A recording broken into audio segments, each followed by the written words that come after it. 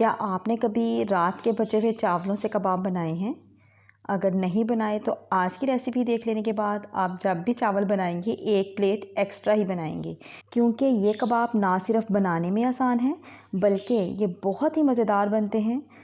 तो चलें फिर ये मज़ेदार से कबाब बनाना शुरू करते हैं। यहाँ पे मेरे पास है 1 प्लेट उबले हुए चावल। आप किसी भी किस्म के पके हुए चावल यूज़ कर सकती हैं। इसके अलावा हमें चाहिए एक बड़े साइज़ का उबला हुआ आलू, एक मीडियम साइज़ का प्याज जिसे बारीक चॉप कर लिया है और 3 से 4 हरी मिर्चें जिन्हें बहुत ही ज़्यादा बारीक काट लिया है। एक अंडा चाहिए जो बाइंडिंग में हेल्प करेगा।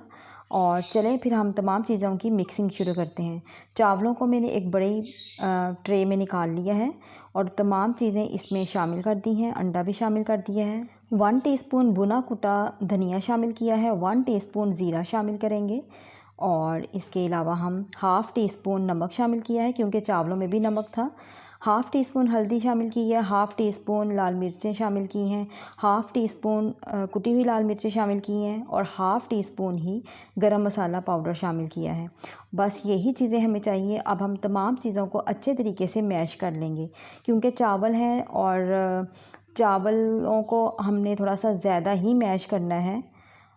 वैसे तो जो अंडा है और आलू है ये दोनों ही बाइंडिंग में हेल्प करेंगे और आपने इस मिक्स करने के बाद जो भी आपको शेप पसंद हो वो आप बना लें। मैंने यहाँ पे गोल शेप बनाई है। तो शेप बनाने से पहले अगर आप हाथों को ऑयल से ग्रीस कर लेंगी तो ये मटेरियल आपके हाथों के साथ नहीं चिपकेगा। शेप बनाने के बाद हमने 10 मिनट्स के लिए इनको फ्रिज में रखना है और उसके बाद हम इनको फ्राई करेंगे। ऑयल को आपने अच्छे तरीके से गर्म कर देना है। गर्म ऑयल में हम कबाब डालेंगे। उसके बाद हमने मीडियम टू लो फ्लेम पे इनको फ्राई करना है। कबाब डालने के फ़ौरन बाद आप इनकी साइड्स को चेंज ना करें, बल्कि जब 2 मिनट गुजर जाएँ तो फिर आप इनकी साइड्स को चेंज कर सकते हैं। मीडियम टू लो फ्लेम पे ही हम इनको फ्राई करेंगे और ये बहुत मज़े के बनते हैं।